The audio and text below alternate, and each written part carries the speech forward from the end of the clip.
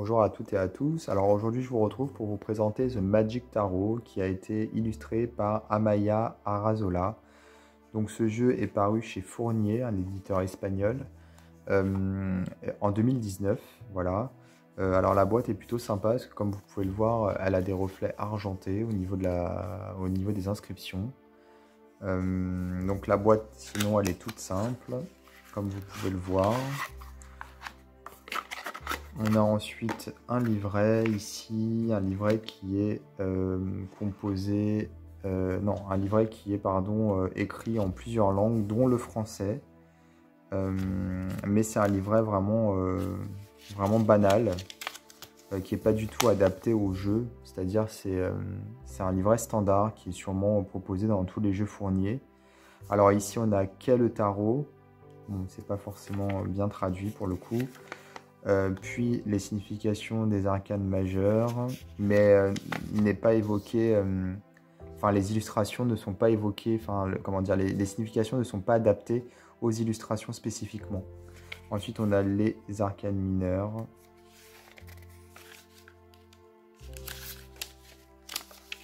Voilà. Ensuite divination et instruction, donc quelques petits conseils et une méthode de tirage. Et voilà, donc c'est pas forcément passionnant pour le coup. Alors la taille des cartes, les cartes sont plus petites qu'un tarot classique. Voilà, là je vais prendre un tarot de chez Los Scarabeo par exemple. Et on voit voilà, qu'elles sont moins hautes et moins larges. Donc on a deux cartes titres ici. Le dos, le voici. Et les tranches sont simples, alors elles glissent très très bien par contre, elles sont faciles à manipuler, là-dessus il n'y a pas de souci. Et vous allez voir, c'est un jeu qui est très original pour le coup. Il est écrit en espagnol bien sûr, et en anglais sur la carte. Alors on a ici la haute prêtresse en anglais. Pour le coup, ce qui est un peu étonnant puisqu'au niveau de la construction du jeu on est plutôt sur un Marseille au niveau des majeurs, mais bon, après voilà, au niveau de l'appellation des cartes c'est plutôt un Rider-Waite-Smith. Pourtant la justice est en position 8 comme vous pouvez le voir et la force en 11, donc ça c'est plutôt le tarot de Marseille. Il y a un côté un peu décalé au niveau des illustrations, je trouve. Bon, ça fait aussi un peu illustration pour enfants.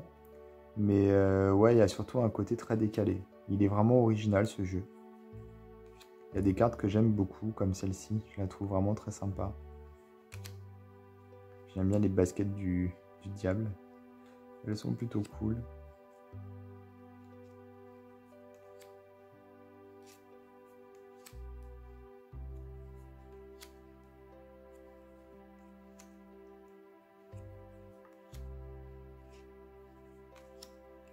Alors, au niveau des mineurs, on n'est ni sur un Rider-Waite, ni sur un Marseille. Hein. On est vraiment sur des illustrations originales, pour le coup. Un système original qui est différent des deux autres.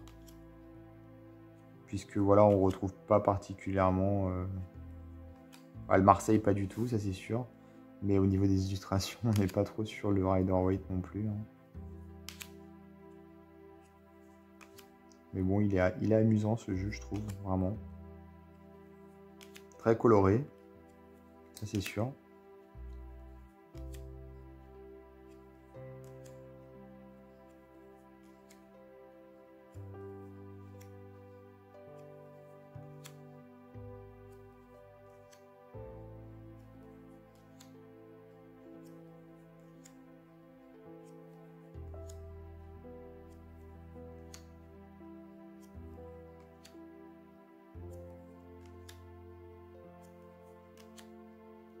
Après, il fallait oser. Parce qu'il y a vraiment des cartes qui sont vraiment ouais, spéciales pour le coup.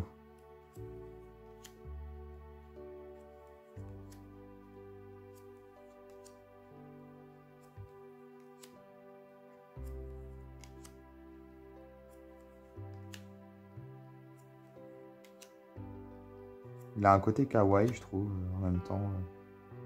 Je sais pas.